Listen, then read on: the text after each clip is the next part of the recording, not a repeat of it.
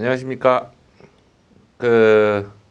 요번에 2021년 4월 17일 시행된 화공직 9급 시험 과목 중에 공업화학, 국가직 공업화학 문제풀이를 시작하도록 하겠습니다. 하기에 앞서서 공업화학에 대한 문제 총평을 좀 하자면, 국가직 공업화학 같은 경우에는 기존에 나왔던 유기화학에 대한 내용들 중에서 유기화학에서 출제된 내용이 그렇게 많지는 않았어요.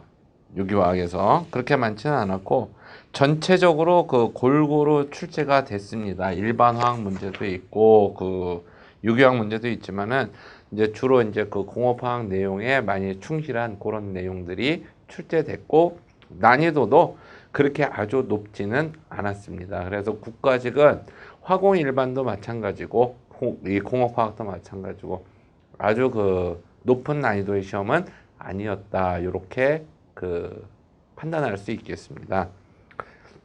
이제 2022년 국가 공무원 화공직을 준비하는 학생들 같은 경우에는 올해 유기화학 내용이 좀 적게 나오고 쉽게 나왔다라고 해가지고 이 부분을 좀 소홀히 하거나 이러시면 안 되죠. 예. 항상 여러분들의 뒤통수를 때리는 문제들은 유기화학 부분에서 항상 출제가 되고 있기 때문에 그 부분은 좀 철저히 공부를 해 주시고, 그 다음에 유기화학과 연관돼 가지고 나올 수 있는 그런 일반 화학 내용들 있죠. 일반 화학을 다 공부하라는 게 아니고, 주로 이제 산화환원이라든지 혹은 산염기, 이제 주로 이제 많이 나오는 쪽이 그쪽이니까 그쪽 부분에서 조금 좀 신경 써가지고 유기화학 공부할 때 같이 공부해 주시면 되겠습니다. 자, 그러면 문제풀이 시작하도록 하겠습니다. 먼저 국가직 거기서 1번을 보게 되면 1번부터 그렇게 기분 좋게 어렵지 않은 문제들이 이제 좀 나왔죠. 자, 암모니아를 원료로 하여 제조되는 합성 질소 비료는 무엇이냐라고 해서 나왔죠. 바로 나오죠. 뭡니까? 황안이죠. 황안이라고 하는 건 황산 암모늄이라고 해서 어떻게 좋아지냐면 NH4,2에 뭐가 돼? SO4 이렇게 나오죠.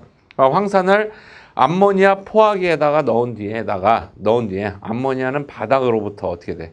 여기 불어 넣으면서 어떻게 됩니까? 중화시켜 가지고 결정을 얻어내는 요런 방법을 통해서 얻어내죠. 다음에 용성인비는 인광석이죠. 인광석에다가 여러 가지 물질, 그게 뭡니까? 사문암이나 감남암 같은 거 요렇게 넣어가지고 얘네들을 시트루산 용액이나 물에다가 넣어가지고 얻어내는 게 바로 용성인비고, 그다음에 황산칼륨은 랑바이나이트라든지 이런 것들 여기서 나오죠. 시에나이트라든지 이런 놈들을 복분해 시켜가지고 원심 분리한 후에 건조하여 제조하는 게 황산칼륨이고요. 그다음에 과인산석회는 인산 3칼슘을 뭘로? 황산으로 분해하죠. 그렇게 해서 인산과 혼합시킨 용액이 바로 과인산석회다. 그래서 암모니아를 원료로 해서 할 수 있는 건 누구다? 황안이다라고 하는 거. 다음에 2번, 요거 참 많이 나왔던 내용이죠.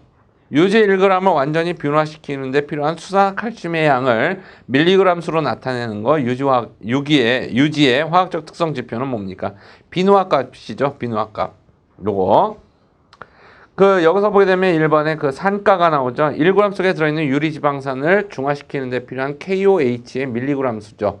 그러니까 비누화냐 아니면은 유리지방산을 중화시키느냐, 요거에 따라서 산값과 어떻게 돼? 비누화값이 정의가 되는 거죠. 그 다음에 용해도라고 하는 거는 어떤 온도에서 용매 100g에 최대한 녹는 용질의 g수를 우리가 용해도라고 하죠. 그 다음에 요오드 값이라고 하는 거는 시료 100g에다가 할로겐을 작용시켰을 때 흡수되는 할로겐의 양을 요오드로 환산해가지고 시료에 대한 백분율로 표현한 거를 우리가 요오드 값이라고 하는데, 이게 좀 어렵죠. 내용이 어려운데 요거는 정확하게 알 필요 없이 뭐가 나오면, 불포화도라는 말 나오면은 요오드 값이에요. 불포화도. 뭐냐면은 그 우리가 유지의 불포화도를 측정해내는 그 지표가 되는 값입니다. 그래서 정답은 4번이 되고요. 그 다음에 1차 아민은 어떤 거냐라고 해서 이렇게 나와 있는데, 우리가 보게 되면 1차 아민에 보게 되면 1차 아민은 어떻게 되는 거야?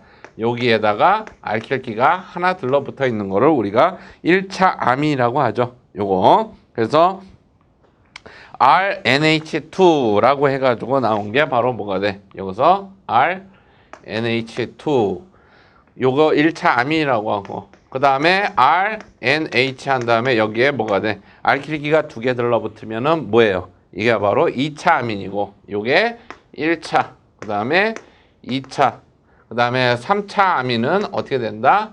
여기에 N이 있으면은 여기에 R, R 프라임, R 프라임 해가지고 이렇게 들러붙은 거죠. 자, 그러면 여기서 1번 문제, 1번을 보게 되면은 1번은 NH2가 나와 있으니까, 오른쪽에 NH2 나와 있으니까 뭐예요? 이게 1차 아민이죠. 그 다음에 2번에 가운데 NH니까 어떻게 돼? NH로 돼 있으면은 2차 아민이고, 그 다음에 4번에 N이라고 돼 있고 알킬기 3개니까 3차 아민이고, 3번은 NH가 돼 있으니까 2차 아민이 되겠죠. 요거 정답 1번입니다. 자, 다음 보게 되면 석유의 접촉분해 공정에서 일어나는 반응이 아닌 것은 해서 이렇게 나와 있는데, 자, 접촉분해라고 하는 거는 뭐예요? 촉매 이용해가지고 분해하는 방법이죠. 요게. 그래서 경유나 등유와 같이 끓는 점이 어떻게 돼? 높은 유분을 고체상 촉매를 사용해가지고 분해해가지고 그 가솔린 만드는 방법이죠. 요거. 이때 일어나는 반응이 바로 뭐가 있느냐면 탈수소, 그 다음에 탈수소, 뭐 이성질화, 그 다음에 뭐가 있습니까? 여기에서 탈알킬화, 고리화가 있고, 그 다음에 탈알킬화가 있는데, 바로 이때 일어나는 게 베타절단이죠. 요거 베타절단. 그래서 요걸 이용해서 뭘 주로 제조하냐면은 BTX를 제조하는데 이용을 하는 거죠. 이때 쓰이는 촉매가 바로 뭐냐면은 뭐 실리카 알루미나 혹은 백금 알루미나 촉매, 이런 것들 이용하게 됩니다. 그 여기서 보면 라디칼 생성은 언제예요? 요거는 열분해 공정에서 일어나는 반응이죠. 그래서 정답 4번입니다. 자, 다음 5번 문제 한번 보겠습니다. 자, 열 가수성 수지에 대한 설명으로 옳은 것은 해서 이렇게 나와 있는데, 열 경화성 수지에 비해 더 많은 각유결합이 있다. 각유결합이라고 하는 건 뭐냐면 이렇게 요 리니어 고분자가 있을 때 얘네들을 서로 연결시켜주는 요거를 우리가 뭐라 그래? 이거를 가교결합이라고 하죠. 가교결합. 그러면 이게 많아지면은 이게 많아지면 어떻게 돼? 이게 증가하게 되면 그물 구조를 갖게 되고, 얘네들은 어떻게 돼? 가열 성형하기 어려운 뭐가 되죠? 열 경화성이 되는 거죠. 열 경화성. 서머 세팅이 되는 거죠. 자, 그래서 여기 보게 되면 열 경화성 수지에 비해 더 많은 가교결합이 있다. 아니죠. 열 가교결합이 많으면 열 경화성이 되니까 가열에 의해서 어떻게 돼? 성형이 가능하죠. 경화 반응이 일어나는 게 아니라. 그다음에 멜라민과 폼알데하이드의 뭐가 돼? 축합중합으로 일어나는 멜라민 수지는 뭡니까? 대표적인 열 경화성 수지죠. 열 경화성 수지의 대표적인 거 3개는 외워야 된다라고 하는 거. 요소 수지, 그 다음에 멜라민 수지, 그 다음에 뭐가 있습니까? 페놀 수지. 요 3가지는 어떻게 돼? 열 경화성의 가장 대표적인 예죠. 요거. 자, 열 가소성 수지는 주로 어떻게 된다? 사출 성형에 의해서 어떻게 된다? 제조가 된다라고 하는 거죠. 얘 사출 성형이라는 건 뭐냐면은 금형 틀을 이미 만들어 놓고 여기다가 주사기로 주입하는 것처럼 쫙 쏴줘요. 그러면 여기 나와 있는 이 모양대로 그대로 나오는 게 바로 요걸 사출 성형이라고 하죠. 그러니까 주사기로 액체 쏘는 거하고 비슷하다라고 해서 이 사자가 어떻게 되는 거예요? 이게 주사할 때 그 사자하고 똑같아요. 요거 열 가소성 수지 성형에 많이 이용이 된다라고 하는 거 알고 계시면 되고, 다음에 제올라이트. 자, 이 제올라이트는 다공성 촉매 물질이죠. 즉 이 안에 어떻게 돼? 대단히 복잡한 구조에 뭐가 돼? 가지고 있는데 여기에 수많은 뭐가 돼? 여기에 세공을 가지고 있는 놈이죠. 그래서 주로 촉매로 많이 이용되고 이온 교환에도 많이 이용이 되죠. 그 다음에 건조제로도 이용이 되지만 얘 윤활제로는 이용이 되지 않죠. 얘네들. 정답 2번입니다. 2번. 다음에 그 7번 문제는 좀 잘 봐두세요. 7번 문제. 7번 문제를 왜 잘 봐둬야 되냐면은 그 여러분들 아시다시피 그 여름에 우리 그 보게 되면은 여름이었나? 가을이었나? 이 디젤 모시는 분들, 디젤 차량 그 큰 문제가 됐었던 게 하나 있죠. 바로 뭡니까? 요소수 대란이 있었죠, 우리나라에. 그렇죠? 그래서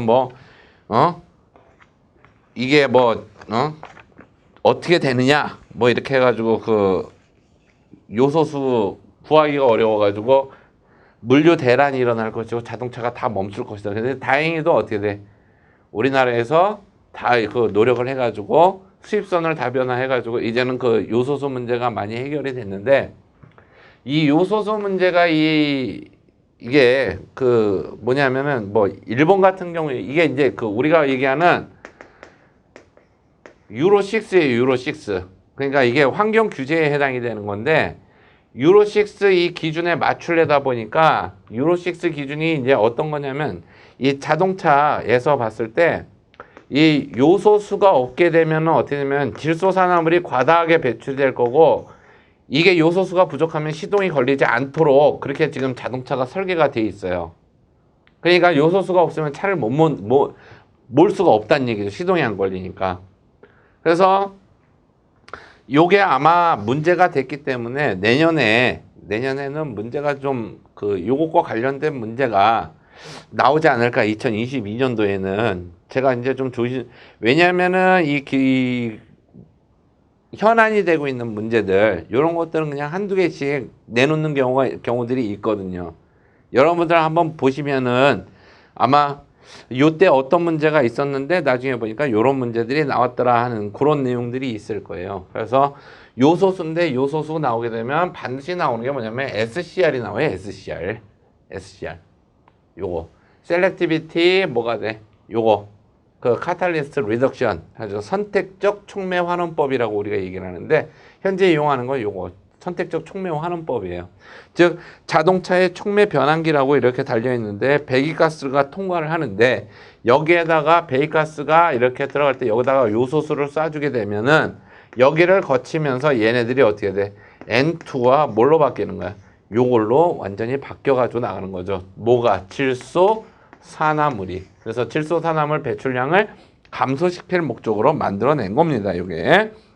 자, 그러면 여기서 보게 되면 그 SCR 요렇게 주어지는데 그 방법이 뭐냐면은 그 여기서 보게 되면 질소 산화물 제거 공정 중 여기서 나온 거는 SNCR이죠. SNCR. 요거는 선택적 비촉매 환원법이라고 얘기해요. 하지만 거의 똑같다라는 얘기죠. 뭐냐면 NOx 있죠. NOx를 누구하고 반응시키냐면은 NH3 또는 뭐냐면은 요소 있죠. 요소와 반응시켜가지고 뭐냐면은 N2 즉 NOx를 뭘로 N2와 뭘로 H2O로 보내는 거예요.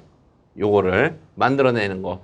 그래서 여기서 보게 되면 이 요소라고 하는 거는 뭐냐면 요소는 암모니아 공급원이라고 생각해 주시면 될 거예요. 요거는 그래서 암모니아 요소 정답은 3번입니다. 3번.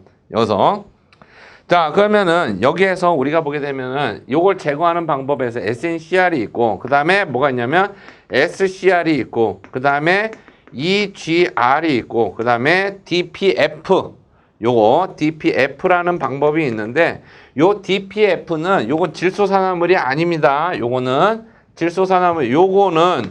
질소산화물을 제거하는 건데 요거는 뭐냐면은 미세먼지예요.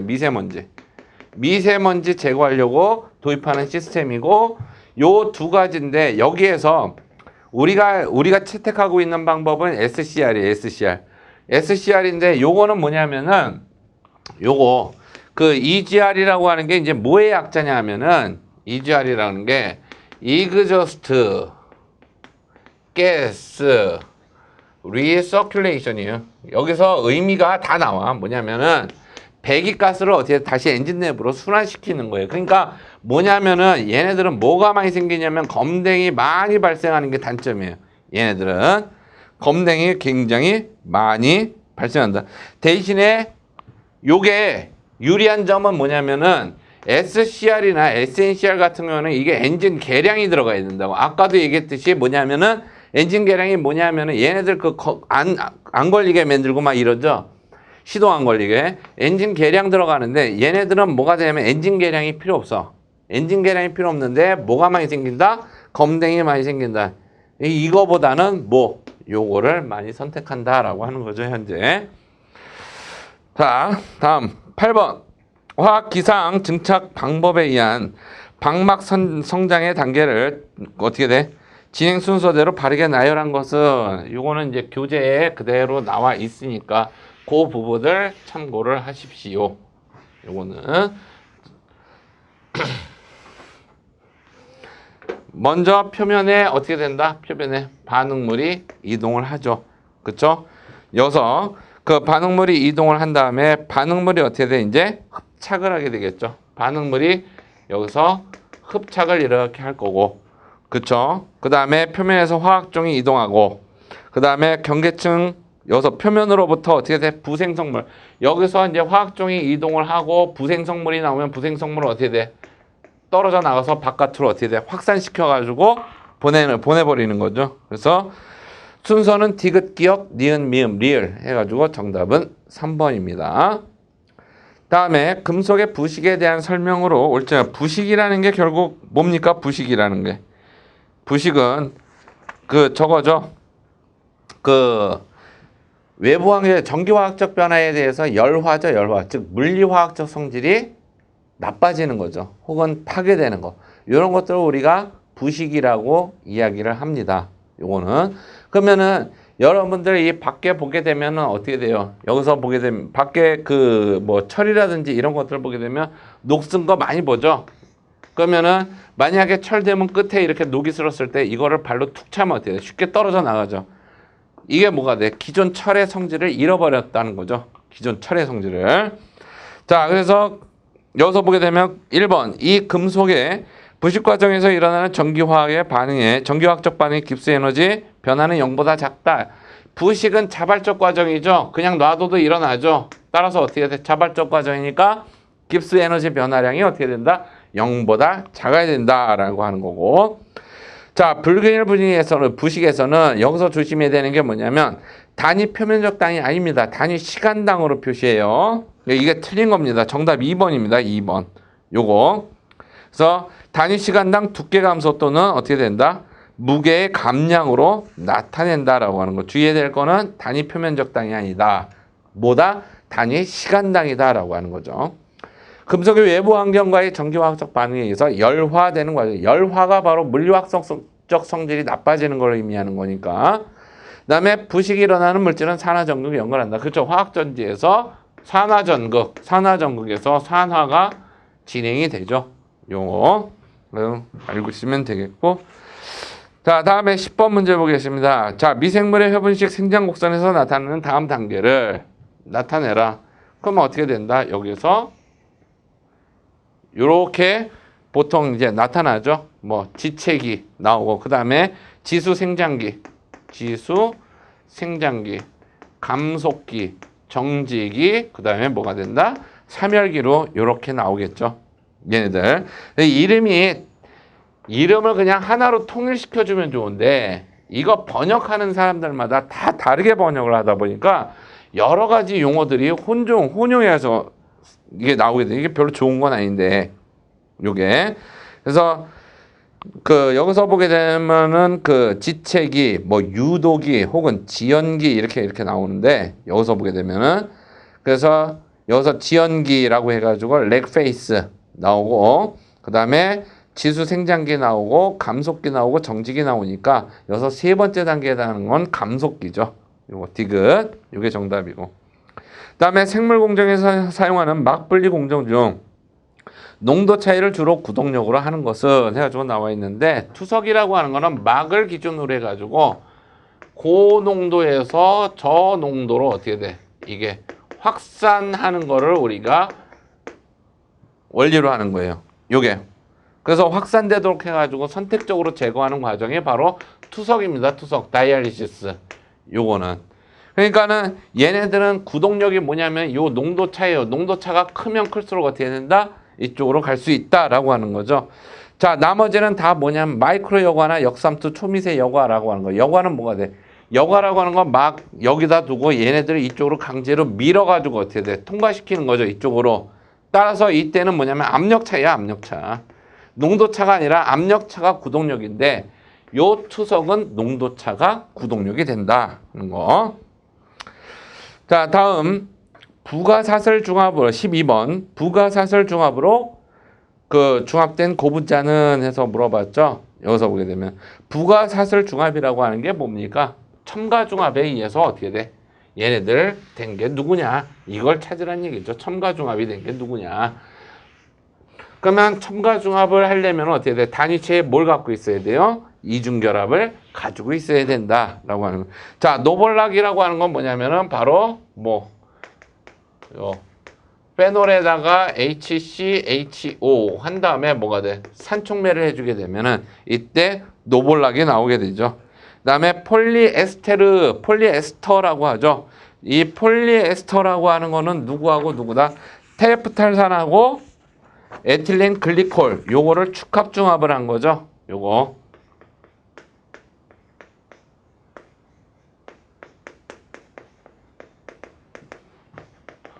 에틸렌 글리콜 해서 여기에서 어떻게 된다? OH 여기서 H 해가지고 H2O가 떨어져 나가서 반응이 이어지는 거죠. 얘네들. 그 다음에 나일론은 헥사메틸렌 디아민하고 아디프산 요거 반응을 해가지고 어떻게 돼? 나일론 66을 만들어내죠. 폴리염화 바이닐은 뭐냐면 염화 바이닐 즉 CH 뭐가 된다? Cl, CH2 얘네들 첨가중합시키게 되면 어떻게 되냐면은 자 여기서 요렇게 되겠죠? CH, Cl 해놓고 CH2 요렇게 해서 만들어지죠. 요게 염화 바이닐이죠. PVC. 자 만들어지고요. 그래서 정답은 4번입니다. 다음에 자 13번 요거는 뭐냐면 탄소 양이온 형성을 통해 진행할 때 첨가 반응이 이게 뭘 뜻하는 거죠? 이게 누구의 법칙이죠? 그렇죠? 마르코프니코프의 법칙이죠. 뭐죠? 여기서 보게 되면 수소가 많은 곳에 수소 들어가고 수소가 적은 곳에 뭐가 된다? 치환기 다른 게 들어간다는 얘기죠. 여기서 보게 되면 그러면은 CH 뭐가 돼? 3에 자 여기에 뭐 집어넣냐면 HCl을 이렇게 넣어주게 되면 H는 어디로 간다? 이쪽 많은 곳에 들러붙게 되는 거. Cl은 어디로 간다? 적은 곳에 가게 된다라고 하는 거죠. 그래서 CH3에 뭐가 돼? CHCl에 뭐가 돼? CH3 해서 얻어지죠. 정답 1번입니다. 1번. 자 다음에 14번 문제 보도록 하겠습니다. 14번. 요거 제가 많이 강조를 했었는데 공유결합 특히 이제 무극성 물질, 극성 물질도 뭐 해당이 되겠지만 극성 물질들 같은 경우보다는 무극성 물질들에서 많이 되니까 정상 끓는 점 해서 OH 나오고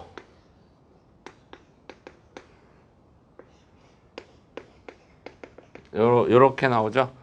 자 그러면은 크게 우리가 보게 되면은 이 무극성 물질들 같은 경우에 끓는 점에 영향을 줄 수 있는 거는 뭐냐 하면은 바로 크게 두 가지입니다. 첫 번째 뭐냐면은 영향을 줄 수 있는 건 이제 분산력이라고 보통 부르는데 분자간 힘이에요. 분자간 힘. 분자간 힘 중에서도 누구냐면 분산력이라고 하는 힘이에요. 분산력. Dispersion Force 해가지고 이 분산력이라는데 이 분산력에 영향을 주는 건 뭐가 있느냐면 첫 번째 뭐냐면 접촉 면적이 있고 그 다음에 두 번째로는 뭐가 있느냐면은 그 저기 있죠. 분자량이라는 게 있죠. 분자량. 요거 접촉 면적이 클수록 뭐냐면은 전자들이 서로 겹치면서 어떻게 된다?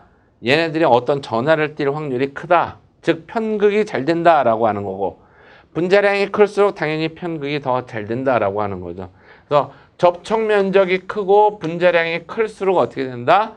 편극이 잘 돼서 분자간 힘, 분산력이 커지고 분산력이 커지면 어떻게 된다? 분자간 힘이 커지니까 녹는 점, 끓는 점이 높아진다라는 얘기예요. 그러면 이 중에서 접촉 면적이 얘가 기역이고 그 다음에 얘가 니은이고 얘가 디귿이니까 접촉 면적을 비교를 해보게 되면 누가 제일 크냐? 요렇게 되죠. 그렇죠? 그 다음에 분자량을 봐도 어떻게 돼? 기역이 제일 크고 니은 그 다음에 디귿 요렇게 되겠죠. 그렇죠? 따라서 끓는 점이나 이런 것들도 어떻게 돼? 기역이 가장 높고 디귿이 가장 낮은 4번이 정답이 되겠죠. 그렇죠?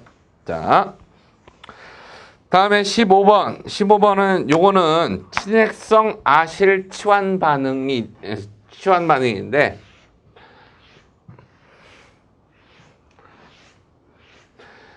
자, 우리가 아실 치환 반응 같은 경우는 어떻게 되냐면 이제 카본일기 여기에서 자, 전자 이쪽으로 하고 이렇게 이동을 해서 여기에 보게 되면은 이쪽으로 누가 오냐면 친핵체가 오는 거죠. 여기서 자, 그러면은 여기에서 이동을 하게 되면 어떻게 되냐면은 자, RC 해놓고 자, 여기에 플러스가 되고 여기에 뭐가 돼? 여기에 Y가 있으면 이쪽으로 누가 친핵체라고 하는 놈이 어떻게 돼? 이쪽으로 와서 들러붙을 수 있겠죠. 그렇죠? 그러면서 Y는 이탈돼서 떨어져 나가니까 결국 남는 거는 어떻게 되냐면 그 다음에 여기에서 이렇게 오고 그 다음에 Y라고 하는 놈이 떨어져 나가겠죠. 이게 친핵성 아실 치환 반응이죠. 이때 Y는 이탈기라고 하는데 이탈이 잘 되는 놈들이 주로 어떤 놈들이냐면 뭐 요런 놈들이라든지 그다음에 요런 놈들이라든지 그다음에 CL, 할로젠 요런 놈들이 이제 잘 떨어져 나가죠. 그래서 여기 보게 되면은 얘네들은 여기서 얘는 2메틸티오펜이죠. 얘 이름이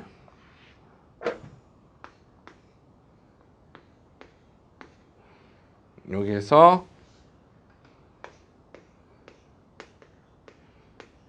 여기에다가 이제 뭐냐 CH3 뭐가 된다? 여기에서 CO에 CL. 자, 이 과정을 그대로 가게 되면 어떻게 되냐면은 자, 여기서 CH3 뭐가 돼? C 해놓고 O. 그 다음에 여기에 대고 그 다음에 여기에서 얘가 이쪽으로 와가지고 어떻게 된다? 여기서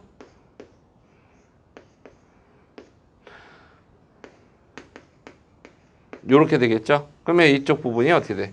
이쪽으로 오게 되는 거죠. 그래서 최종적으로 모양을 보게 되면 어떻게 돼? 거기에 나와 있는 4번처럼 되겠죠. 그대로 와가지고 어떻게 돼? 얘네들이 그대로 이쪽으로 C가 와가지고 들러붙게 되는 거니까. 그래서 2메틸 5 뭐가 돼?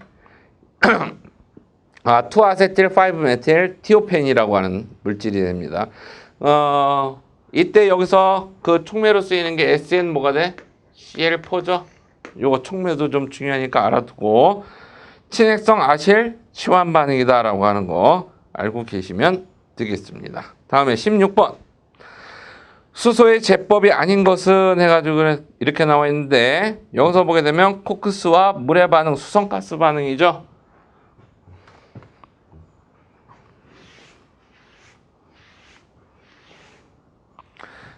그래서 어떻게 돼? C H2 해서 CO 플러스 뭐가 돼? H2 해서 수소 얻어낼 수 있죠. 그 다음에 메테인과 물의 반응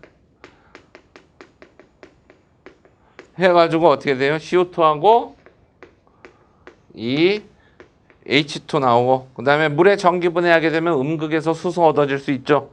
여기서 산화철과 물의 반응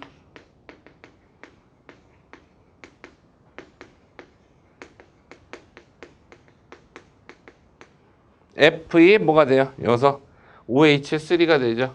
여기서 2 해놓고 여기에 뭐 개수 맞춰주면 여기 3 들어가면 되겠네. 그래서 수소가 발생하지 않는 거는 뭐예요? 산화철과 물의 반응이죠. 수산화철이 얻어지니까. 자, 다음에 17번 문제 보겠습니다. 자, 요건 스타이렌이죠. 스타이렌. 요거.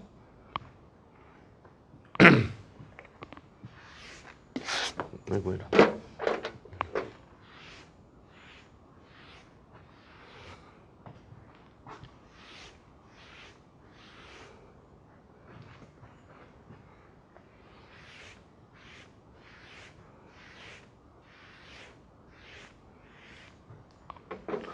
자, 벤젠에다가 누구? 자, 에틸렌을 반응시키는데 이때 AlCl3, HCl. 자, 하게 되면은 먼저 뭐가 얻어지면은 에틸벤젠이 얻어지죠. 에틸벤젠. 해놓고 이렇게 얻어지죠. 자, 이 여기서 수소 2개를 떨궈져 나가게 하면은 이때 마이너스 H2 해주게 되면은 얻어지는 게 뭡니까? 바로 요 스타이린이죠. 요거. 스타이렌 같은 경우에는 요거를 이제 폴리스타이렌 첨가 중합시켜가지고 그 폴리스타이렌을 제조하는 데 쓰이죠. 자, 정답 2번이고 어렵지 않았고요. 다음에 18번 문제 지글러 나타 촉매 해가지고 나와 있는데 이 지글러 나타 촉매라고 하는 거는 요게 그 티타늄 탄소 티타늄 요거 이제 그 티타늄 베이스인 촉매인데 뭐 그 여기서 보게 되면 이 티타늄이라고 하는 놈이 베이 자리가 6개예요. 6개. 얘네들이 요렇게 보게 되면은 여기에서 이렇게 돼 있고, 자, 여기 하나가 지금 여기 비어 있는 배위 자리에 누가 와서 들러붙는 거냐면은 이 얘네들이 와가지고 하나 들러붙는 거예요. CH2 뭐가 돼? CH2가 와서 들러붙게 돼요. 그리고 여기에 뭐가 된다? CH2 뭐가 돼? CH2에 R이 있고, 그러면은 들어와서 들러붙었다가 여기서 얘네들이 들러붙어가지고 요렇게 있다가 어떻게 되냐면 얘네들이 이쪽으로 올라가가지고 이쪽으로 들러붙어. 이쪽으로 들러붙으면서 어떻게 되냐면 요 자리는 또 비게 되는 거예요. 여기서 또 비게 되고 이쪽으로 어떻게 돼? CH2, CH2, CH2, CH2 뭐가 돼? R. 그러면 이쪽으로 와서 어떻게 돼? CH2, CH2가 들러붙었다가 또 이쪽으로 와서 그러면 이쪽에 있는 놈들은 어떻게 돼? 계속해가지고 어떻게 돼? 계속해가지고 덩치를 키워나갈 수 있겠죠. 요 촉매가 바로 뭐가 되는 거예요? 고분자 합성에 있어서 촉매로 사용되는 이유예요. 이게 얘네들이. 자, 그러면 이 옳지 않은 것은 했는데 유기금속 복합물로 전형적인 촉매는 TiCl4와 CH3CH2,3Al을 반응시켜 얻어낼 수 있다. 요걸 반응시켜 얻어낸 게 바로 지글러 나타 촉매예요. 지글러 나타 촉매를 에틸렌을 중합하면 고밀도 폴리에틸렌을 얻을 수 있겠다라고 하는 거죠. 요거 높은 결정성의 중합체인 폴리에틸렌, 고밀도 폴리에틸렌 얻을 수 있습니다. 중간체로 라디칼이 생성되며 라디칼 생성되지 않았죠. 여기서 보게 되면 겹사슬 생성을 위한 분자간 수소 이동이 일어나기 쉽다. 분자간 수소 이동이 아니라 요 촉매 내에서 이쪽으로 통째로 가는 거죠. 불균일계 촉매뿐만 아니라 어떻게 된다? 균일계 촉매로도 개발이 된다라고 하는 거죠. 그래서 정답은 3번입니다. 틀렸습니다. 자, 다음에 19번. 리그닌, 헤미셀룰로스, 펙틴, 지방산, 로진 등 다른 물질들과 결합하고 있는 탄수화물로서 식물 세포벽을 만드는 주요 물질은 무엇이냐? 이게 뭡니까? 여기서 요거 셀룰로스죠. 셀룰로스. 다음에 이제 그 20번 문제 보게 되면 수크로스나 뭐 전분, 검 이런 것들은 이제 한번 좀 찾아보세요. 요런 것들은 뭐 어려운 건 아니니까. 그 뒤에 그 제가 설명할 때 그 뒤에다가 이제 전부 다 넣어놨으니까 한번 보시고요. 다음에 20번 활성점 상실을 일으켜 촉매를 비활성화하는 현상은 무엇이냐? 여기 그 촉매에서 보게 되면 여러 가지 촉매를 그 좀 망가뜨리는 그런 여러 가지가 있는데 여기서 지금 얘기하는 건 바로 뭡니까? 피독이죠. 포이즈닝. 그 다음에 뭐 파울링도 있고 소결도 있고 상변화도 있지만 활성점 상실을 일으키는 거는 바로 피독입니다. 피독 포이즈닝. 자, 요렇게 해서 2020년도 2021년도 국가직 구급 공업 파괴에 대한 문제풀이를 여기서 마치도록 하겠습니다.